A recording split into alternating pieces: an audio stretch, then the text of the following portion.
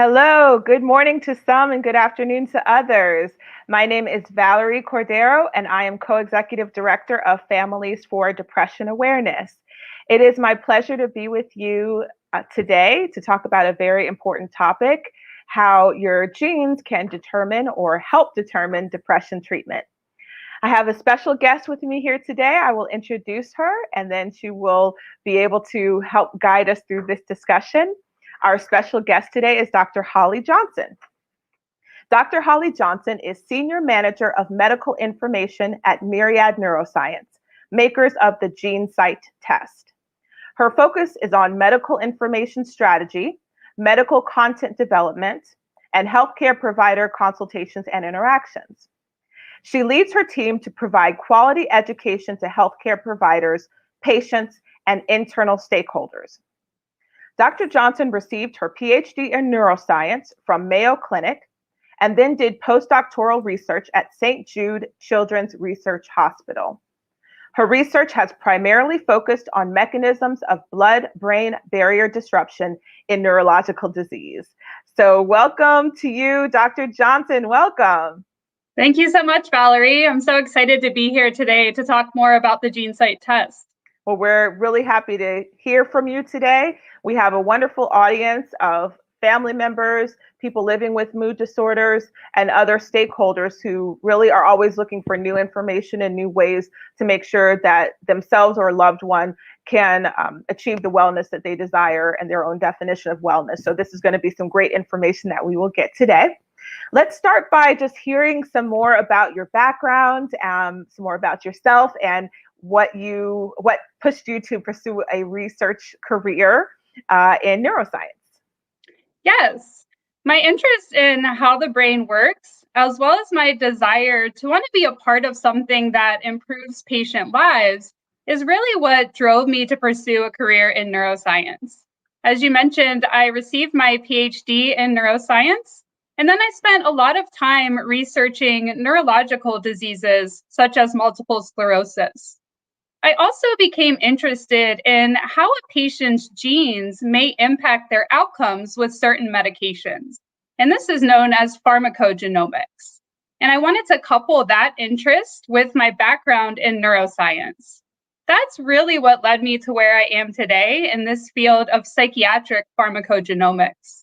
So many people are struggling with depression and other mental health conditions, and being a part of something that can meaningfully improve these patients' lives is really what drives me every day. Well, that's good to hear.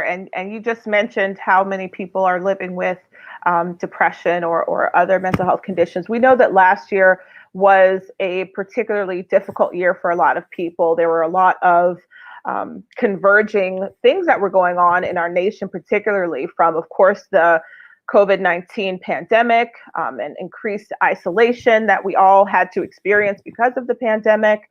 There was social and political unrest last year and even going into this year. And so it's been quite a last year.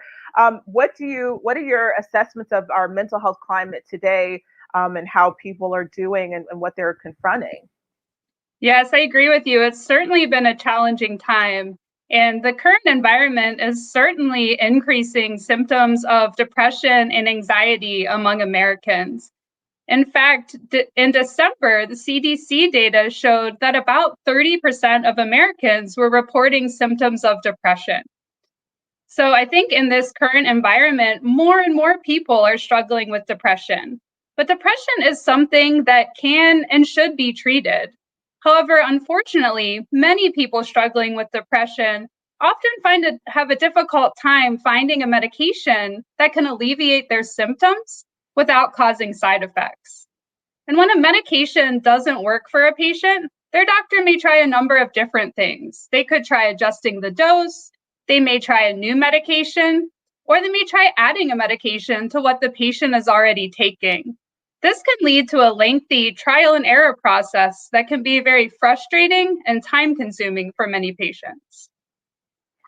We certainly hear that from families a lot, and what we find is that it's so hard sometimes for, of course, the person with the diagnosis to be ready to receive treatments, and they have to go through their own process of getting ready for that. The family members oftentimes have to get on the same page, and when they do, and they're finally ready to pursue therapy or other kinds of treatment, getting into a mental health care system and also getting the right medication is sometimes so demoralizing and so difficult to get to a place where they have something that's working a little bit better for them. So that's definitely an issue with the population that we serve.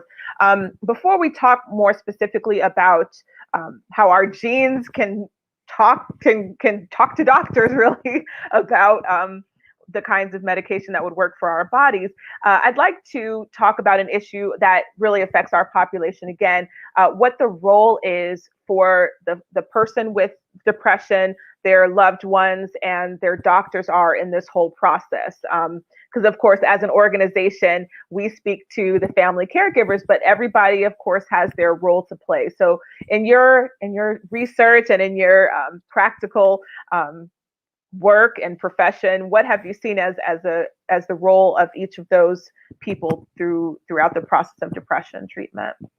Yes, that's a really good question to bring up. When someone is diagnosed with depression, it's really important they understand that depression is something that can and should be treated. So I would encourage them to not be afraid to reach out for help by talking to a family member or a friend, as well as their doctor, who can really help determine a plan for helping them get better. You're not alone if you're struggling with depression, and you don't have to struggle alone. Living with and caring for someone with depression is a large and often challenging job. The addition of pandemic-related issues may make things even more complex. Yet the support of a caregiver can make all the difference, especially since so many people are struggling alone. So there are really three things that I would like to highlight that may be helpful for caregivers. One is to try to help your loved one get the help they need. Unfortunately, there are many barriers to accessing mental health care, such as insurance, availability of practitioners, and actually finding a medication or therapy that works. So helping your loved one get the help they need is very important. Secondly, keep talking. I know it may be difficult and sometimes feel awkward to bring up someone else's mental health challenges, but initiating that conversation may help reduce the sense of shame and isolation for someone who might be suffering in silence. People struggling with depression often feel like they are a burden to their families and the world around them. It's important to help them articulate that. Things like patience, compassion, and active listening can really help. It's also important to encourage them to speak with their doctor about their symptoms and about how they are feeling. And lastly, it's important to take care of yourself. As a caregiver, you're filling an incredibly important role, but it's also important that you don't neglect your own mental health. You may not be as effective as a caregiver if you're not addressing your own needs. I completely agree with that. And that's something that we've been talking about a lot in the last couple of years. Really, caregiver self-care is so crucial because you can't help someone else if you're too overwhelmed and depressed yourself. So it's really important that caregivers take care of themselves so that they can be the support person for their loved one who is dealing with depression, and help with remembering appointments and even hearing what the instructions are from the medical providers. That's a really great role that caregivers can play. So taking care of themselves to make sure they can be there to play that role is so crucial. So you mentioned a little bit earlier, and I touched on it too, the trial and error process that often happens when somebody has finally got their diagnosis. Okay, so we have our diagnosis, we know that it's depression, for example. But then there's this period of trying different medications, different classes of medications, different dosages. So what are some of those challenges of treating depression, and why is it so hard? Why is it so difficult for the correct, or maybe not correct, but for the most helpful treatment process to be developed? Yes, as I mentioned before, many people who suffer from depression often struggle to find that medication that can alleviate their symptoms without causing side effects. So, when a medication doesn't work for a patient, their doctor may try several different things. Maybe they try adjusting the dose, maybe they try a brand new medication, or maybe they try adding a medication to what the patient is already taking.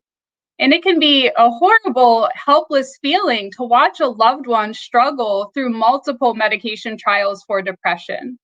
Additionally, these subsequent trials have less chances of working. So there was a very large study done by the National Institute of Mental Health called the STAR-D study. Mhm. And that study was done to assess the effectiveness of depression treatments. And what it found was that with each additional medication trial, that chance of response decreases while the risk for side effects increases. So you're faced with having these repeated drug trials with limited efficacy and increasing rates of side effects. And this trial and error process can be very frustrating for the patient, the caregiver, and the healthcare provider. We have definitely heard from families who wonder how much they have to go through to get to a point where their loved one is getting a treatment that matches them better. And it can be that word hopeless and helpless. I mean, those are definitely key words that we hear very often. So let's move on a little bit.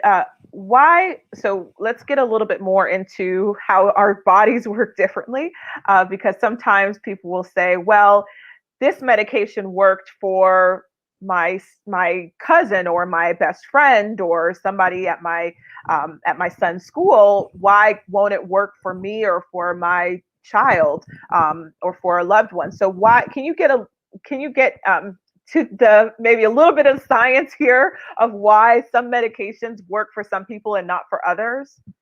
Yeah, that's a really good question. It's one that we get a lot as well.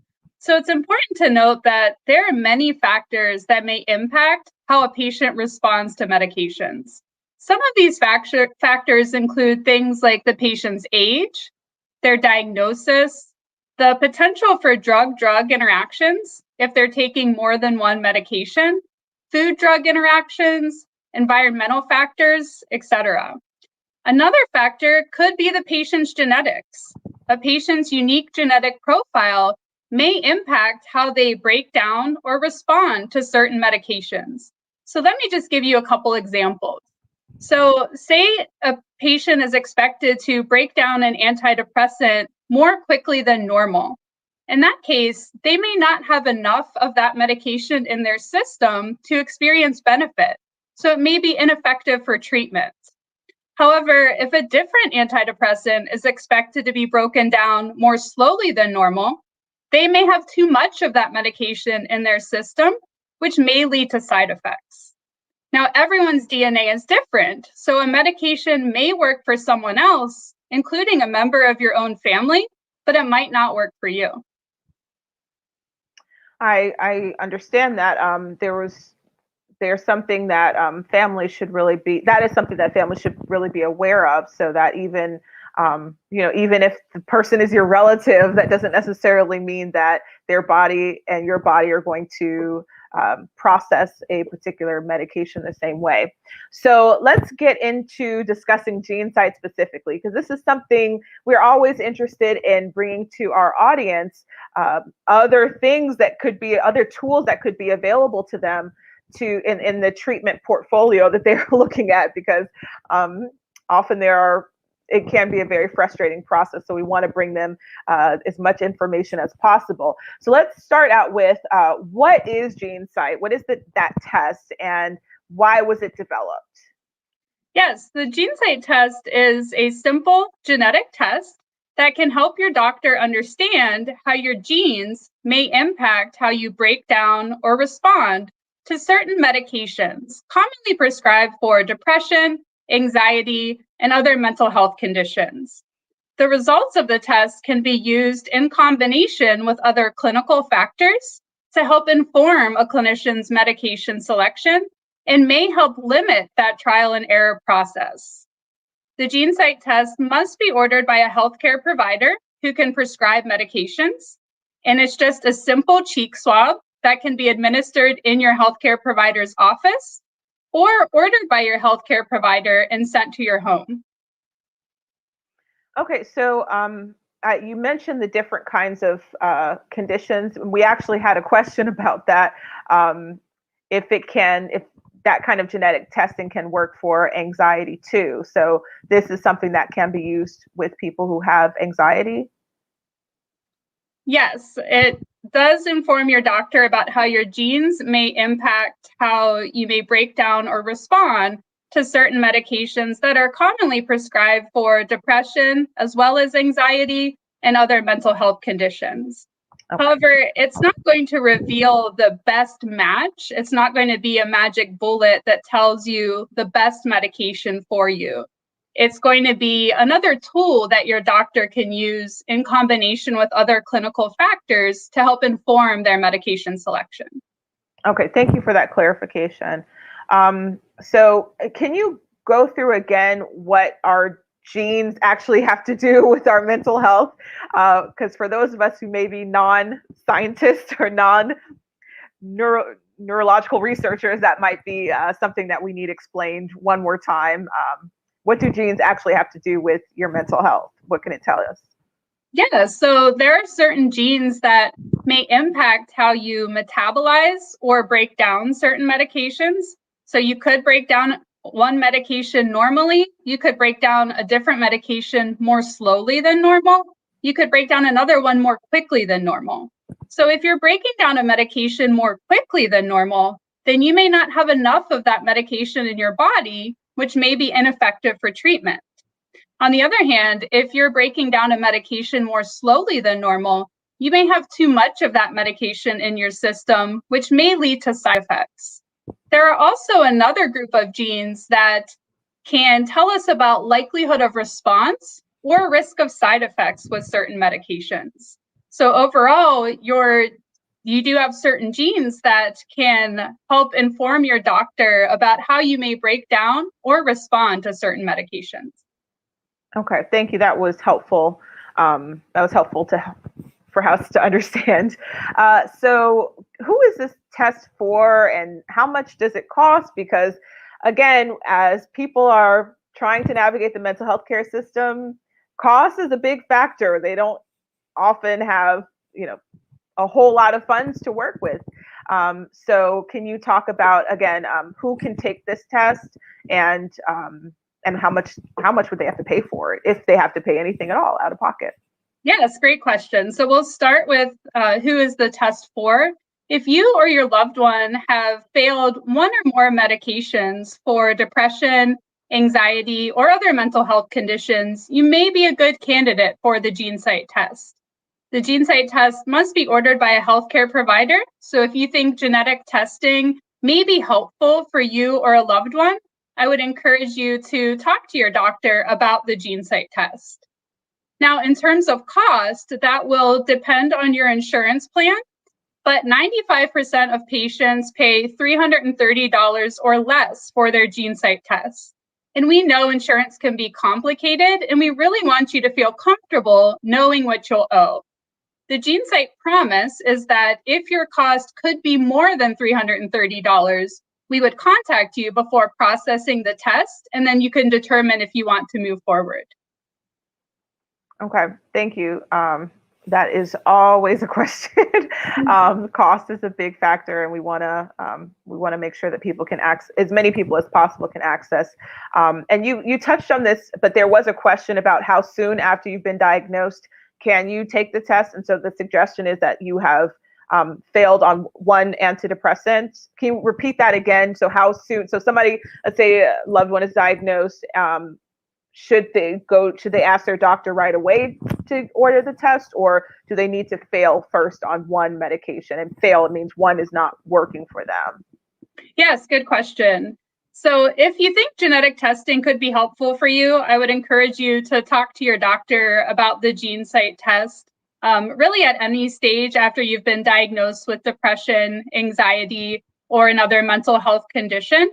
But all of our clinical evidence has looked at patients who have failed at least one medication. So that's why I said if you have failed at least one medication for depression, anxiety, or another mental health condition, you may be a good candidate for the test. Okay, that's helpful to know.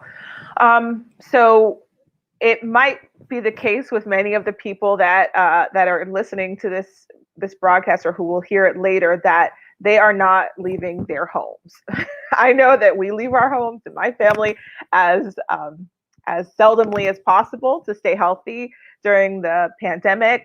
And so, what would you like? What can we advise people who are staying at home at this time? How could they do this test if they've been seeing their providers with virtual appointments or telehealth? Great question. So we recently introduced a patient home collection kit for the GeneSight test. And the kit does allow the DNA sample collection to be completed at home. This new direct-to-patient collection kit must still be ordered by a healthcare provider who can prescribe medications. But if you are seeing your clinician virtually, there is an option for them to order the GeneSight test and have it sent to your home. Okay, and I would wonder, is that a place where, again, the caregiver might be really helpful because sometimes people who are dealing with especially severe depression, opening up the test and reading all the instructions and, going through that whole process, figuring out the cheek swab. And even though it seems very simple for somebody who's going through severe depression, all of those steps might be enough to have them not feel like they can do it. So is that a place where you think a caregiver could play a role and be helpful? Absolutely. Yes. I think having the support of the caregiver in that situation would be very helpful. The kit does walk them through the steps, but as you mentioned, if you're struggling with depression, going through all of that can be very challenging. So I think having the support of a friend or family member to help you walk through those steps would be very helpful. Okay, good. Thank you so much, Dr. Johnson. Another question is, if this is a test that would really help people and they could use that kind of help, why do they have to go through their doctor to do that? Why can't they just order the test themselves and cut out the middleman? Another great question. So the GeneSight test must be ordered by a healthcare provider who can prescribe medications because the results of the test are intended to help inform a clinician's medication selection. So the test can help your doctor understand how your genes may impact how you break down or respond to certain medications. And since genetics is only one piece of the puzzle, the results of the test are intended to supplement other clinical information considered by a healthcare provider during a comprehensive medical evaluation. So in other words, if I were to order it for myself and read it, I may not know exactly what it was trying to tell me, but a doctor would be able to interpret it a little bit better than a layperson. Yes, and if we think about the intended use of it, so typically it's ordered when patient is struggling with a medication. So they're, failing their current medication, maybe they're not responding to it and or experiencing side effects. So the real utility of the test is to help inform the clinician's medication selection. So they would use it along with other clinical factors to determine the next step in the treatment plan. So whether they want to maybe adjust the dose or switch the medication or maybe add a medication to what the patient is already taking, they can use that information from the GeneSight test along with those other clinical factors to help inform those treatment decisions. Okay, so that makes a little bit more sense why the layperson wouldn't just be able to order it themselves. But another thing that comes to mind is that so many people get their depression treatment consultations from their primary care providers. So and primary care providers, although they're a wonderful resource, they're often people that we've gone to year after year, and they're almost like sometimes members of our family. They don't always have all the extensive training on mental health medications as a psychiatrist or another prescriber might. So what would happen if the PCP didn't know how to interpret the test? What would happen, like if they needed some help, what would they do? Yeah, I'm really glad you brought that up. So I actually lead a team of medical experts who are available to you and or your doctor. So whether the doctor be a primary care provider, a nurse practitioner, or a psychiatrist, any doctor who is ordering the test, we're available by phone or email to help explain the results of the test and answer any questions about the science behind the testing. Our medical information team can be reached by phone at 855-891-9415 or email at medinfo@myriad.com. And this contact information is included in the top right-hand corner of every patient report. So we're really there to provide clinical support to both the healthcare providers and the patients and caregivers as well. That's good to know. So the patients and caregivers also will have a number that they could call if collectively they and their provider need some help in understanding next steps. They can call and ask as well. Yes. Correct. Okay, that's good to know.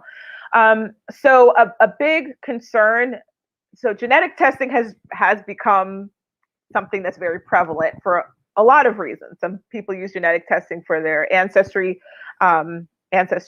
tracing, genetic testing when a woman is pregnant to find out some things about their children, future children. And a big concern around genetic testing is the privacy of their personal information. So that really is applicable if you're taking the test in your doctor's office or if you're taking it at home, to know that your private DNA information is being sent along with identifying information to you to another place where it could be compromised. How do you all assure those who are taking the test and the doctors as well that there's some patient privacy and some patient protection?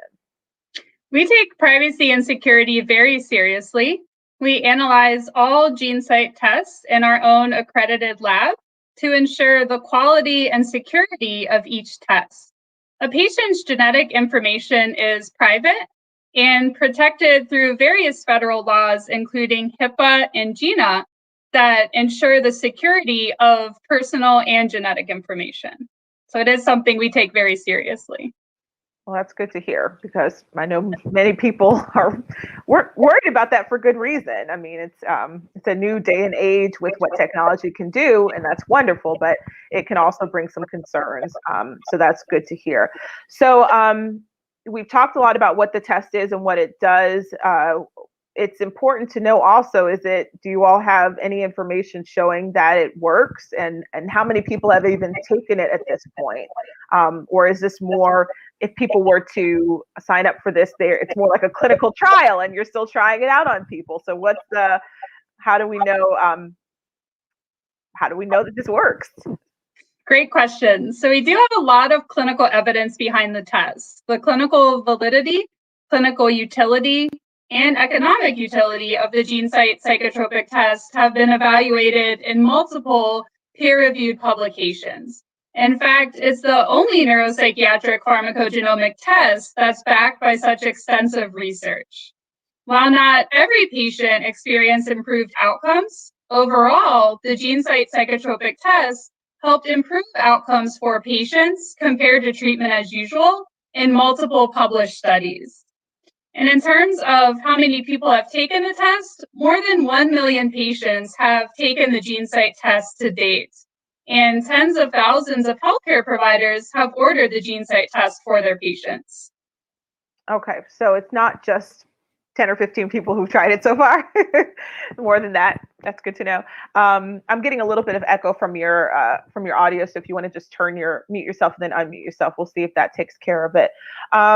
So we've talked a lot about the GeneSight test and who it could be applicable for, and how it could help people. What would be your takeaway message to families? And then we'll see if anybody watching has any questions that Dr. Johnson can answer.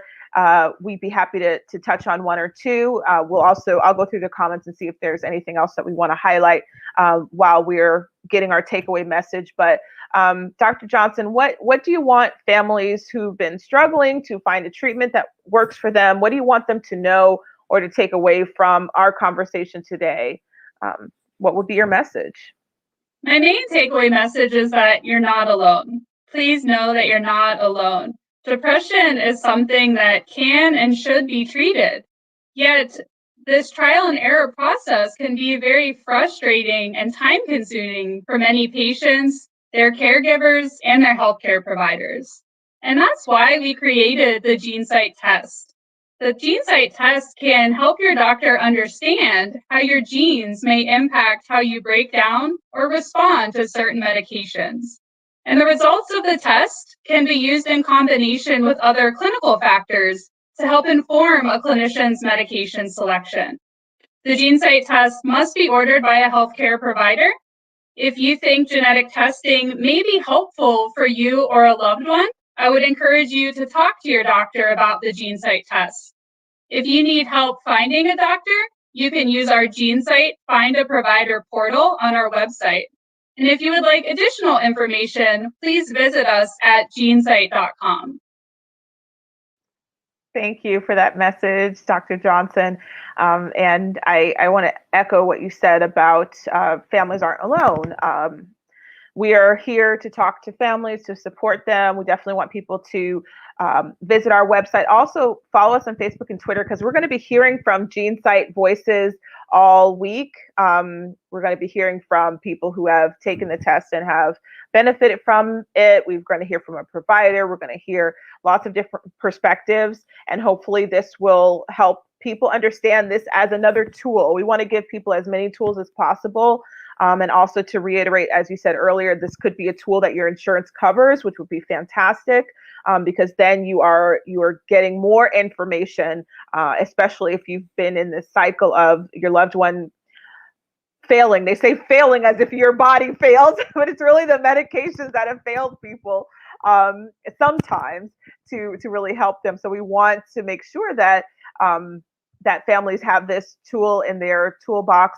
I think I'm just looking through the questions. I think that we have addressed most of the questions.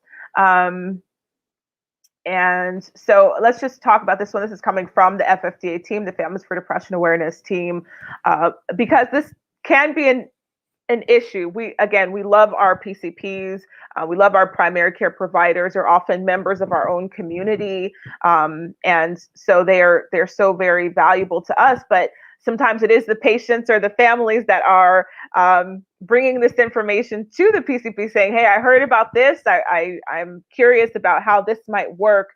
So, how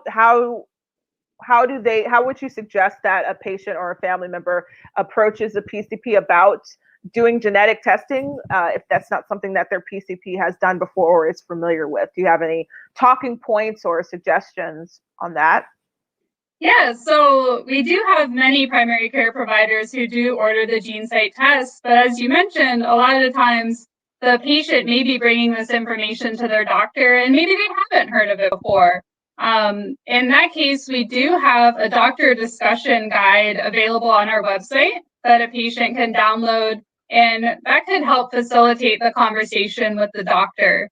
Additionally, you could point to the primary care provider to our medical information team, because we can talk to those prospective healthcare providers too to explain to them what the GeneSight is and how it might be useful to them in their practice, how it can be used as an additional tool in their toolbox to help inform their medication selection.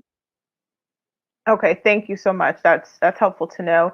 I don't think we have anything else. You all are welcome. It's been a pleasure to talk to you today, Dr. Johnson, and to hear so much great information. I want to remind folks that we're going to be hearing from GeneSight voices and perspectives all week.